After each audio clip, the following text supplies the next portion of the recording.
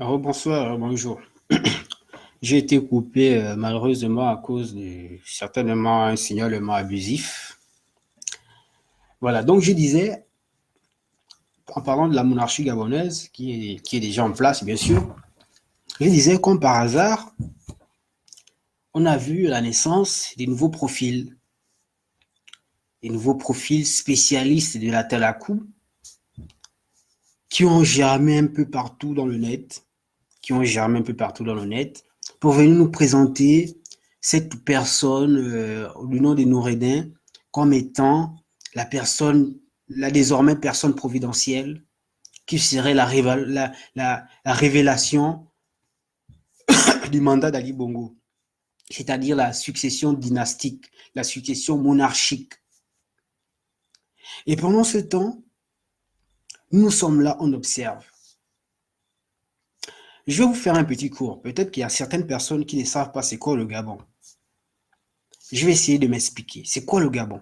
Le Gabon qu'on appelle Gabon. C'est quoi le Gabon? Alors, le Gabon, c'est un pays qui s'est constitué à la suite après les indépendances, c'est-à-dire à la suite de la dislocation de certains royaumes qui existaient au Gabon. Certains royaumes qui ont existé au Gabon, lorsqu'ils se sont disloqués, le Gabon, c'est là le premier acte de naissance du Gabon. C'est-à-dire que on a décidé de se mettre ensemble pour former ce qu'on appelle la République gabonaise. C'est-à-dire que chaque portion du peuple gabonais, c'est-à-dire chaque partie de la population gabonaise, était constituée en, en, en groupe ethno-linguistique. Chacun avait ses règles, chacun avait ses lois, chacun avait sa justice, chacun avait sa police, chacun avait sa culture, chacun avait ses institutions traditionnelles. On a dit qu'on va passer aux institutions qu'on appelle les institutions démocratiques. Et en passant aux institutions démocratiques, il fallait appliquer les règles démocratiques, c'est-à-dire la succession de manière démocratique au travers des élections libres et transparentes où la classe politique ou les dirigeants sont changés en fonction du temps, au fil du temps. Alors, on a bien entamé cette procédure avec Léomba.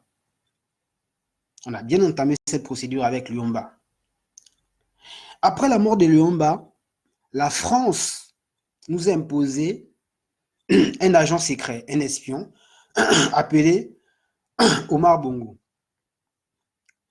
Lorsque Omar Bongo s'impose, il reste là pendant 45 ans de pouvoir. 45 ans de pouvoir, il reste là. Lorsque Omar Bongo meurt, la France mafieuse nous impose son fils, Ali Bongo, son fils adoptif, Ali Bongo. On a passé 10 ans avec Ali Bongo, 10 ans de malheur, de souffrance, 10 ans de crimes rituels, 10 ans de grève, de grève dans les écoles, dans les établissements scolaires publics, et scolaires, secondaires et primaires, et même universitaires. 10 ans de meurtre, d'assassinat par prélèvement d'organes, 10 ans d'insécurité, 10 ans de chômage, 10 ans de catastrophes. Le Gabon était catastrophique pendant ces 10 ans. Et comme Dieu ne dort pas, il a été frappé par l'AVC.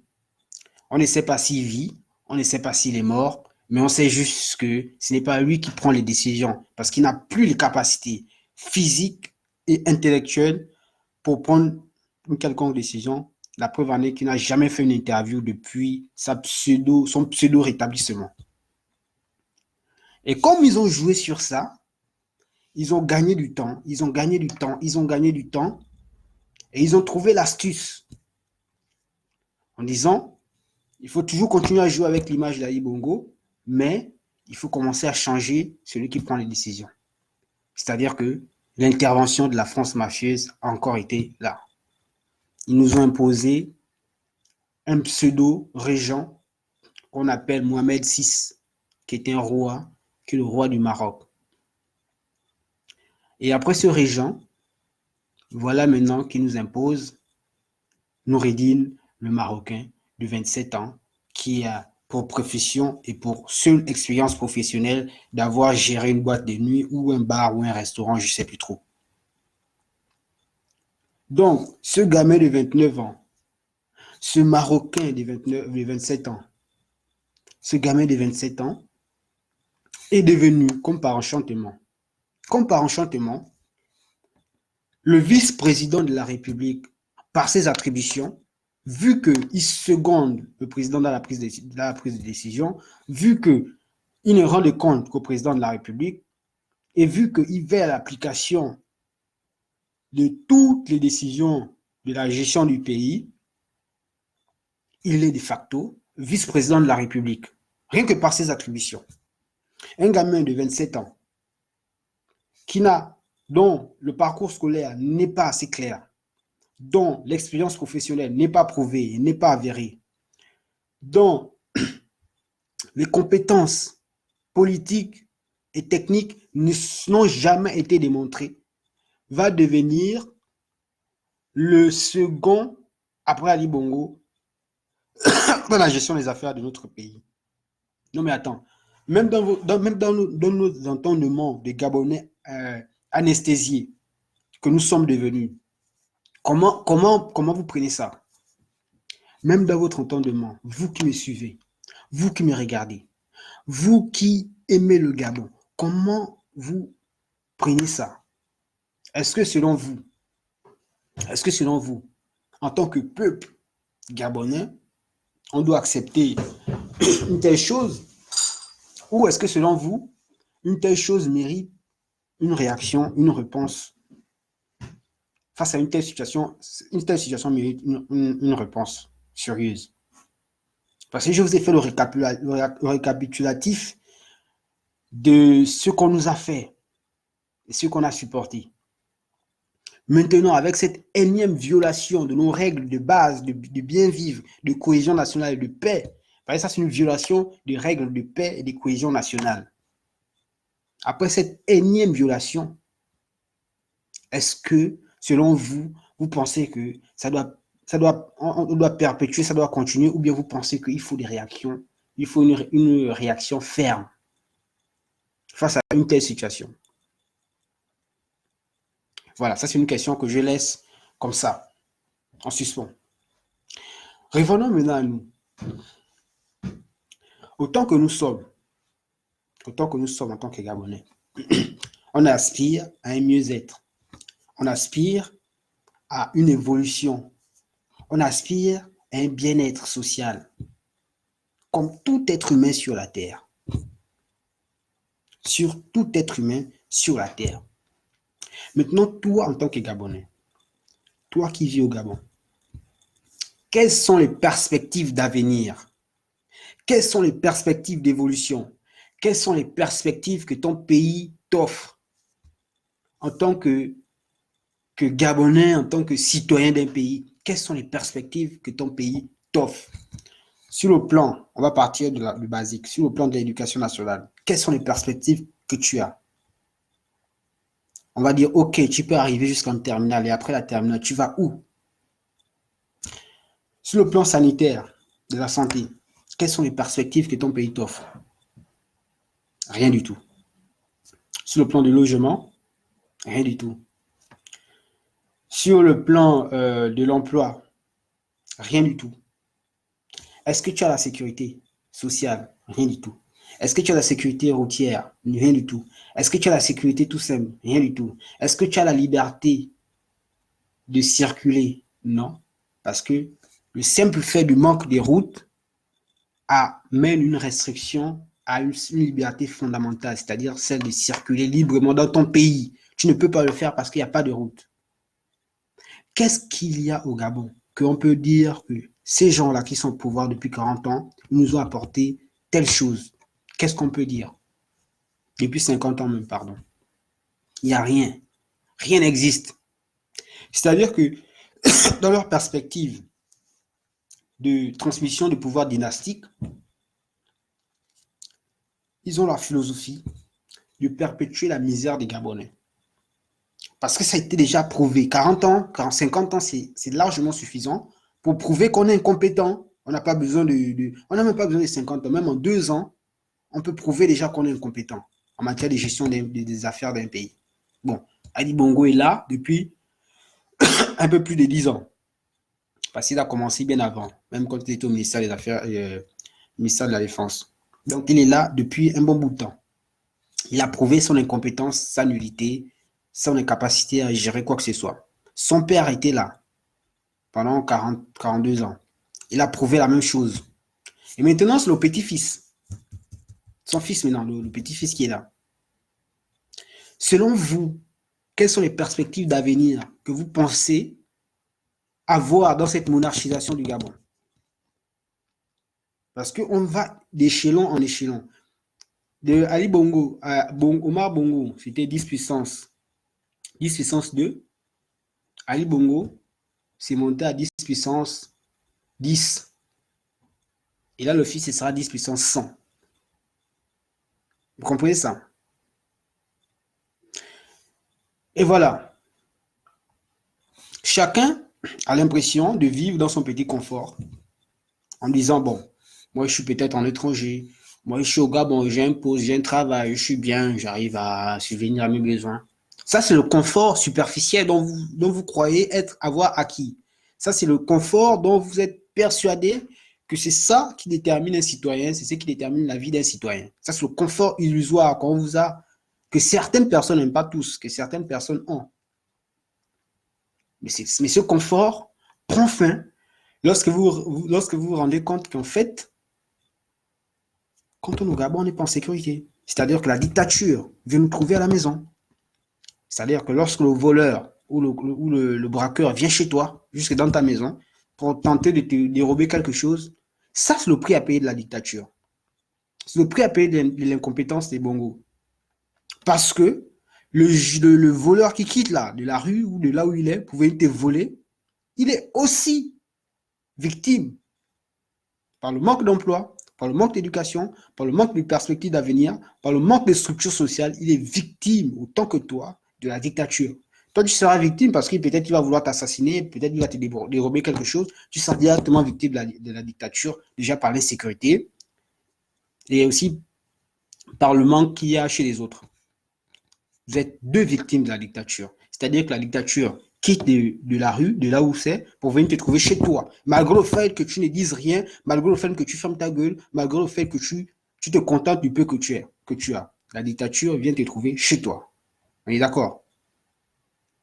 Ça montre déjà que ton confort illusoire n'existe pas.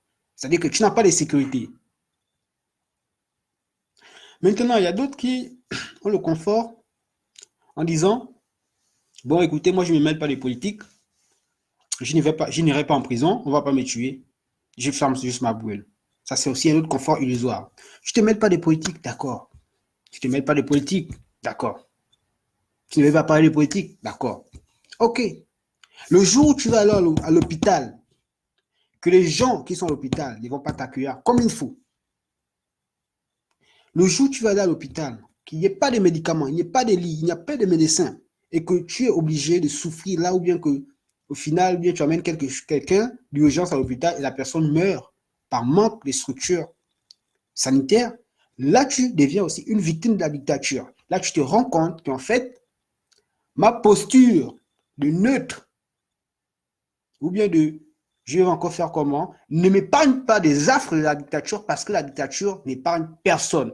La dictature se caractérise par son incompétence. Son incompétence n'épargne personne. Parce qu'on ne peut qu'être dictateur lorsqu'on est incompétent. Lorsqu'on est compétent, on n'a pas besoin de dictature. Quand on est incompétent, c'est le peuple lui-même qui vient nous solliciter. On devient dictateur lorsque on est convaincu de son incompétence et qu'il ne faut que la force, la brutalité pour asseoir son pouvoir. Donc, dictature égale incompétence. Donc, tu deviens aussi une victime de la dictature. Parce que la dictature n'épargne personne. Il y a encore d'autres personnes qui ont la pensée illusoire d'être épargnées par la dictature parce qu'ils ont l'impression d'être sous la providence du bienfaiteur Ali Bongo parce qu'ils occupent un poste utopique. Le poste utopique devient banal lorsque tu as une grosse voiture, tu as une belle voiture, tu as une belle maison, tu es bien. Mais lorsque tu quittes de Libreville pour Lambaréné, tu te retrouves bloqué parce qu'il n'y a pas de route. Tu dors à la belle étoile malgré ta belle voiture. Il n'y a pas de route. Tu vas aller où? Il n'y a pas de route. Tu es une victime aux dictatures. Et ça, j'ai même pris le moindre mal. Je ne voulais même pas parler des gens qui viennent en paix d'être enfermés. Parce que ça, c'est encore un autre degré de la dictature. Parce que dans la dictature, à part le dictateur, personne n'a le droit de faire quoi que ce soit. Seul le dictateur a le droit de dicter sa dictature. Son dictat, pardon. On est tous, que l'on le veuille ou pas, des victimes de la dictature. De près, de loin ou de moins loin, peu importe votre position, vous êtes des victimes de la dictature. Il y a aussi ceux-là qui se disent, bon, non étranger, je suis en France, je suis aux États-Unis, je suis dans tel endroit, les choses du Gabon ne m'intéressent pas. Ok, les choses du Gabon ne t'intéressent pas, d'accord, reste là-bas. Mais les vacances, tu penses à ta famille, tu as envie de rentrer au pays. Ou bien parfois, tu as les coûts des fils. Oh, ici, il y a un problème, envoie-nous un peu d'argent. Tu enlèves de ton argent, tu envoies au pays, parce que là-bas, ils ont été précarisés par la dictature. Tu deviens de facto une victime de la dictature. Lorsque tu vas partir au Gabon, tu vas arriver où? À l'aéroport. Si tu tombes sur certains individus, tu risques même de te faire escroquer. Parce que les gens ne sont pas bien payés. Les gens ne sont pas bien payés. Tu vas démarrer ta voiture, le policier va t'arrêter, il va te créer un motif parce qu'il a besoin de 1000 francs. Pourquoi? Parce que lui, en étant victime de la dictature, il a du mal à être bien payé. De facto, tu deviens aussi sa victime. Par conséquent, vous êtes tous des victimes de la dictature. Nous sommes dans le cercle vertueux de la dictature. Personne, absolument personne n'échappe à la dictature. Que tu parles, que tu te taises, que tu ne fasses rien, que tu collabores, tu deviens la victime de la dictature. La dictature n'est l'ami de personne. La dictature n'est l'ami de personne. Pourquoi? Parce que la dictature est d'abord convaincu de son incompétence. Le dictateur est déjà convaincu de son incompétence. C'est-à-dire que, de facto, il ne peut plus rien faire. Donc, il est obligé d'utiliser les seuls moyens qui lui garantissent de rester au pouvoir, c'est-à-dire la force. Parce que sans la force, il ne peut pas rester au pouvoir. Parce que si tu as des compétences, si tu développes ton pays, c'est le peuple lui-même qui vient te chercher, qui t'impose même pour que tu restes. Parce que tu as des compétences avérées, tu développes ton pays. Mais vu que tu n'as pas ces compétences, tu es déjà convaincu que mon incompétence, je les connais, mes incapacités, je les connais. Pour que je m'impose là, si je ne mets pas en place mon seul talent, qui est la terreur, je ne pourrais pas rester là pendant longtemps. Ali Bongo et toute leur famille, et toute leur famille sont convaincus de leur incompétence. On ne peut plus discuter avec eux. Ils sont convaincus de leur incompétence, dont ils vont jouer de tous les moyens pour s'imposer par la force. Et tout le monde, absolument tout le monde, que tu sois ministre ou cordonnier au quartier ou femme de ménage, nous sommes tous des victimes de la dictature. Nous sommes tous des victimes de la dictature. Parce que la dictature n'épargne personne. Donc, c'est à nous de choisir. C'est clair, le choix est clair. Soit on continue à être des victimes, soit on décide de réfléchir froidement, sans émotion. Froidement et sans émotion. On calcule, on s'organise et on essaie de mettre fin à la dictature. Et pour mettre fin à la dictature, c'est quoi? Déjà par la non-collaboration. C'est déjà quelque chose de très important. La non-collaboration. Et c'est quoi la non-collaboration? La non-collaboration, c'est d'abord se persuader soi-même que peu importe ce que Bongo va dire, peu importe ce que les gens vont dire pour se justifier de leur incompétence, ça doit entrer ici et ça doit sortir ici. C'est de là où part la non-collaboration. C'est-à-dire qu'on devient non-collaborant lorsqu'on commence à se persuader, lorsqu'on est déjà déterminé et persuadé que ces gens-là sont nuls.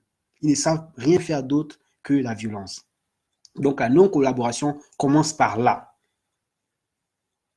Lorsque vous avez déjà mis en place votre non-collaboration, c'est-à-dire que vous êtes déjà sûr et certain que Peu importe, c'est-à-dire que même si vous mourrez de faim, vous préférez mourir de faim plutôt que de collaborer avec Bongo, avec Ali Bongo, bien avec toute leur famille. Vous êtes déjà dans le processus de libération. C'est de cette manière qu'on se libère. Vous voyez? De cette manière qu'on se libère.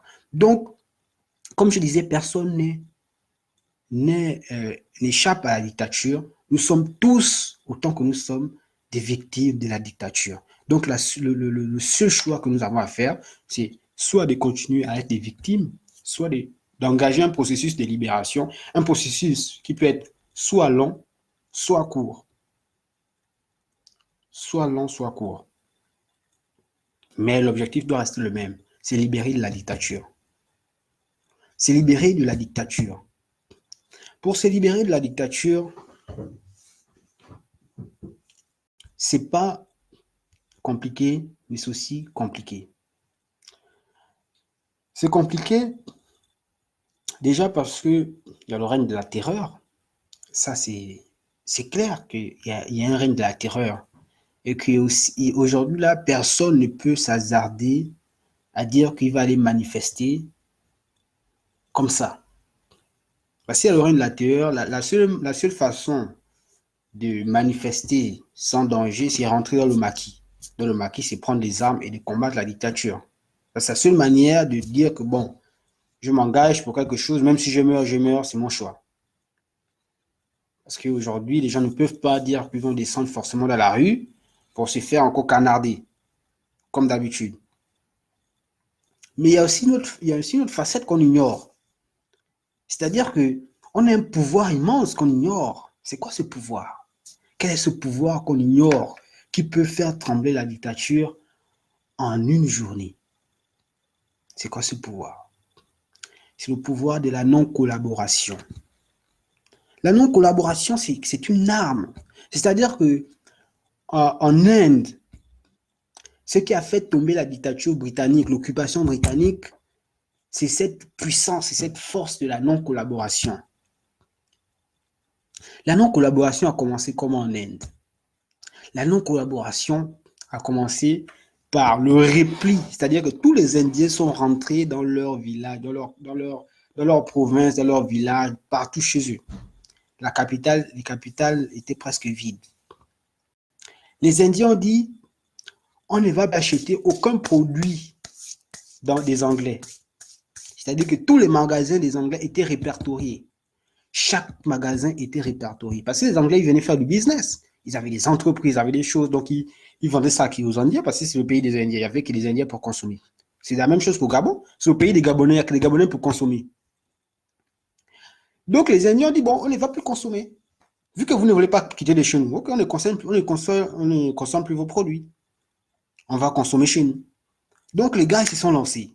Ils ont commencé un jour. Les Anglais pensaient qu'ils blaguaient. 2 jours, 3 jours, 4 jours. Ah, mais comment ça? Les gens là ne veulent pas consommer. Ils ne pouvaient pas aller chez les Indiens, chez les Indiens pour les forcer à venir acheter leurs choses. Non. Un mois, 2 mois, 3 mois, 4 mois. Les choses commençaient à pourrir. Les Anglais ont dit, ah, là, on est en train de perdre de l'argent. Ils ont commencé à comprendre. L'autre collaboration, c'est quoi? Personne n'allait au travail. C'est-à-dire que personne n'allait au travail. Chacun restait chez soi. Là, l'économie s'est effondrée complètement. La technique de la non-collaboration a été prouvée à plusieurs reprises. Les Anglais n'ont pas tiré un seul coup de feu. Et pourtant, ils avaient une puissance militaire. Ils avaient toutes les armes possibles. Les Indiens n'avaient rien. Ils avaient quoi? Ils étaient déjà non seulement affamés, maigrichons. Ils n'avaient rien. Vous voyez un peu Gandhi, comment il est? Est-ce qu'il a un physique des combattants? Il est que mince, petit corps comme moi-même. Est-ce qu'il avait un physique de combattant? Non, il n'avait pas un physique de combattant. Mais pourquoi ils ont fait jouer leur intelligence?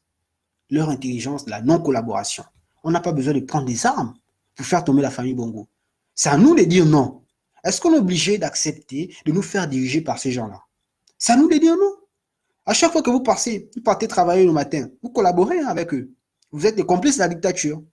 Là, vous passez de victime à complice. C'est-à-dire que tous les jours, on bascule victime, complice, victime, complice, victime, complice. On bascule chaque jour dans ces deux états. Soit on est victime, soit on est complice. Soit on est victime, soit on est complice. Donc, lorsque tu vas travailler le matin pour une quelconque société ou bien pour une quelconque administration privée ou publique, on devient complice de la dictature. On devient complice de la dictature. Donc, le seul moyen pour nous de nous dégager de cette barbarie, de cette tyrannie, c'est de devenir des non-coopérants, des non-collaborateurs de ce régime pour que ce régime s'effondre de lui-même. C'est ça l'intelligence qu'on doit mettre en jeu. Maintenant, c'est vrai que c'est bien facile pour moi de venir parler comme ça. Ça a l'air facile. Non, c'est pas facile, c'est compliqué. Pourquoi c'est compliqué? Parce qu'il y a plusieurs facteurs qui rendent ça complexe, voire même impossible, voire très, très, très difficile. Il y a plusieurs facteurs. Premier facteur, c'est la religion. C'est-à-dire que la religion, telle pratiquée au Gabon, exclut une bonne partie de la population de cette façon de penser parce que une partie de la population est absolument persuadée que leurs solutions ne seront trouvées qu'au travers du miracle divin.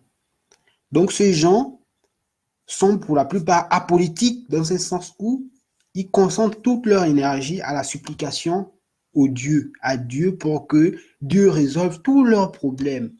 Ils n'ont pas les moyens pour envoyer leurs enfants à l'école, ils vont aller prier. Ils sont malades, il n'y a pas d'hôpitaux, ils vont aller prier pour que l'enfant soit sauvé. Ils n'ont pas d'emploi, ils vont aller travailler, ils vont aller prier pour que Dieu leur trouve du travail. Ils ont des problèmes, ils vont aller prier. Il y a de l'insécurité, ils vont prier pour qu'ils ne se fassent pas braquer. Donc ces gens-là, cette partie de la population a complètement oublié ses droits en tant que citoyen. Ce qui fait que pour convaincre cette partie de la population de suivre, emprunter ce chemin, ça va être compliqué, ça va être difficile.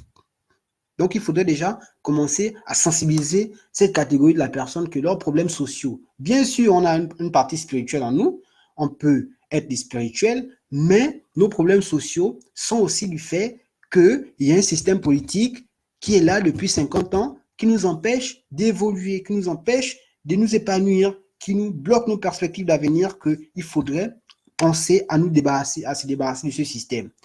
Voilà, donc quand on aura réussi à convaincre ces chrétiens qu'il faudrait qu'ils coopèrent avec nous pour faire tomber ce système, là on aura déjà pu entamer un bon processus. Ensuite, il y a aussi les fonctionnaires, ceux qui sont persuadés qu'ils ont un statut de privilégié. Pourtant, chaque fois, ils sont toujours dans les piquets de grève, mais ils sont quand même convaincus qu'ils sont privilégiés par rapport à nous les chômeurs. Donc, les fonctionnaires qui ont déjà un poste, qui ont déjà une façon de vivre, il faut aussi convaincre ces gens-là que on ne peut pas accepter de nous faire diriger par un petit Marocain sorti de nulle part appelé Noureddin Bongo, qui a 27 ans, dont la seule compétence prouvée, c'est d'avoir géré le bar que son père lui a offert. Vous voyez, donc il faudrait déjà convaincre cette catégorie de la population pour être des non-coopérants. Donc j'ai cité deux catégories de la population. Ceux qui sont ancrés dans la religion et ceux qui sont persuadés que leur statut de fonctionnaire les a sauvés et puis sont épargnés de toute la dictature. Deux parties. Ensuite, il y a la partie la plus importante, non négligeable, c'est la partie de nos forces d'armée, nos forces armées et de défense. La police, la gendarmerie et l'armée. Ces gens-là sont un maillon essentiel, un maillon puissant de la libération de notre pays.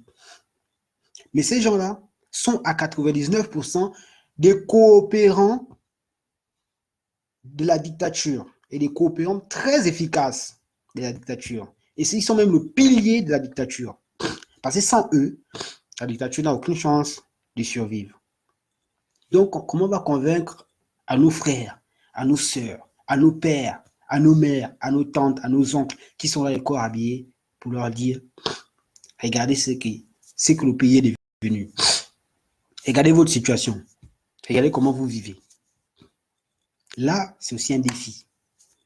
Comment on va faire pour convaincre ces gens de se retourner contre la dictature? Ce sera compliqué, mais ces gens-là seront obligés de coopérer si la plus grande partie de la population, c'est-à-dire le peuple, se met en route. Vous voyez? Et la plus grande partie, ce sont ni les fonctionnaires, ni les militaires, ni les autres, ce sont les populations gabonaises qui sont à 80% au chômage à cause de l'incompétence du système et du régime Bongo. Donc moi, c'est un appel que je lance à tous les frères, à tous les activistes, à tous les intellectuels, à tous les gens qui en ont marre, de nous mettre ensemble et de collaborer, de laisser de côté les émotions, de nous mettre en place avec intelligence, respect et dignité et volonté de vaincre et de nous libérer, de nous mettre ensemble pour réfléchir sur des sujets importants, sur des méthodes de travail, sur la façon de faire, pour pousser les populations gabonaises à ne plus coopérer. Nous ne sommes pas des violents, nous ne sommes pas des barbares, nous ne sommes pas des gens qui veulent qu'il y ait la guerre dans leur pays, même si nous méprisons profondément. Alors là, profondément, moi, du fond de mes entrailles, je méprise profondément la famille Bongo. À la simple évocation de leur nom, j'ai envie de vomir. Parce que leur nom m'inspire quoi? La médiocrité, la barbarie, la monstruosité, la laideur, la stupidité, la débilité, la mocheté, tout ce qui est négatif. À la moindre évocation de leur nom, c'est ce que ça m'inspire. Mais ça ne voudrait pas dire que je vais agir de la même manière que. Déjà, je n'ai pas les moyens de le faire. Je ne suis pas un guerrier, je ne suis pas un militaire, je ne connais pas ça. La seule manière pour nous de réagir, de travailler avec nos cerveaux. C'est-à-dire qu'on doit faire tomber cette dictature, coûte que coûte. Coûte que coûte, elle doit tomber. Elle ne peut plus perdurer. Elle ne peut plus perdurer. Si elle perdure encore, je vous assure que c'est la mort subite du Gabon. Regardez la situation actuelle. Regardez juste ça. Regardez comment le Gabon est. Vous êtes au Gabon sur place, vous savez mieux que moi comment le pays est. Cette dictature, si elle reste encore quelques années de plus, même quelques mois de plus, je ne pense pas que le Gabon pourra se relever, même s'il y a un nouveau président qui arrive. Parce qu'avec le taux d'endettement, déjà, ils nous ont mis une corde au cou, ils nous ont mis une chaîne au pied. C'est-à-dire que même s'il y a un nouveau président aujourd'hui, ça va être difficile pour nous de nous libérer des mailles du FMI et de la Banque mondiale. Rien que ça déjà. Et aussi la situation de la génération actuelle qui est détruite. Hein. Ça, c'est une génération sacrifiée. Génération qui est devenue une génération de placement pour les filles, parce qu'il n'y a pas d'argent, tout le monde se lance dans la prostitution. Génération de braquage, des criminels, hein. C'est des criminels en puissance. Hein. Moi, quand je vois aujourd'hui même les frères, les neveux qui sont restés au Gabon, les petits que j'ai laissés, j'ai peur. Je me dis, mais merde, c'est quoi ça? Et dans toutes les familles, c'est comme ça. Donc, ils ont sacrifié toute une génération. Ils ont sacrifié toute une génération. Ça va être difficile pour nous de nous relever parce que cette génération, c'était celle-là qui devait venir après nous. Parce que nous, on est censé remplacer la génération de nos pères dans quelques années. Mais après nous, l'autre génération, ça va être difficile. Difficile de pouvoir les extirper de ce monde-là parce qu'ils sont complètement détruits. Donc, vous avez vu la destruction de l'éducation nationale. Il n'y a pas de la santé, il n'y a pas de routes, il n'y a rien. Vous remarquez, si vous remarquez, vous allez dans les morgues au Gabon. Les morgues. Allez-y dans les morgues. Allez-y faire des statistiques dans les morgues pour voir le nombre de cadavres, le nombre de personnes mortes par jour au Gabon. Vous aurez la chair de poule. Certains abandonnent même déjà leur corps, les corps de leurs parents. Parce que parfois dans des familles, les morts se succèdent. Aujourd'hui, c'est le neveu, demain, c'est l'oncle, après, c'est le grand frère, le petit frère, la tante. Là. Les morts se succèdent que parfois les familles sont dépassées. L'espérance de vie au Gabon, elle a largement dépassé 45 ans comme avant. Elle a largement dépassé 45 ans, c'est-à-dire qu'elle a été réduite, elle a été revue à la baisse. Nous sommes maintenant à 40 ans d'espérance de vie. Alors que l'âge moyen pour qu'un Gabonais commence à travailler, c'est 30 ans dans notre pays. Parce que l'âge moyen pour qu'un Gabonais ait le bac, c'est 22 ans. Vous voyez? Et souvent, pour terminer les études, c'est parfois à 28, 29 ans, 30 ans. D'autres même vont jusqu'à 35 ans. Bon, là, ça, c'est pour mes amis de Yobe. Bonsoir. Voilà. Donc, c'était un peu ça. Hier, j'étais énervé. Aujourd'hui, je préfère parler avec lucidité et penser de quelle manière on pourra se débarrasser de ce système, de quelle manière on pourra mettre en place des stratégies pour nous débarrasser de ce système. Parce que nos pères, nos mères ont accepté Bongo. Ils ont aussi accepté Ali Bongo. Avec nous aussi, une partie de nous. Mais on ne va pas quand même accepter Noureddin. Non, mais attendez, franchement. Qu'est-ce que ça veut dire ça? C'est-à-dire que si on l'accepte, c'est que franchement, on ne vaut rien en tant que peuple. Si on l'accepte, en fait, prenons ça comme un défi. Prenons ça comme un défi. Disons, OK, c'est un défi qu'on nous lance, c'est un défi qu'on lance à notre génération. Alors, les gens de notre génération, on va réagir. On va réagir avec notre intelligence. On a fait l'école, on est allé chez les autres, on a vu comment ça fonctionne, on sait comment il faut faire. Alors, mettons-nous en pratique. Mettons ça en machine, commençons à mettre tout en place pour aussi nous défendre. Pas avec les armes, parce qu'eux, ils ne connaissent que les armes. Nous défendre avec les seules capacités qu'on a, c'est-à-dire l'intelligence et l'amour profond pour notre pays, le Gabon. Voilà. C'est ce que j'avais à vous dire aujourd'hui. Je vous dis merci de m'avoir suivi et au revoir, portez-vous bien et à très bientôt.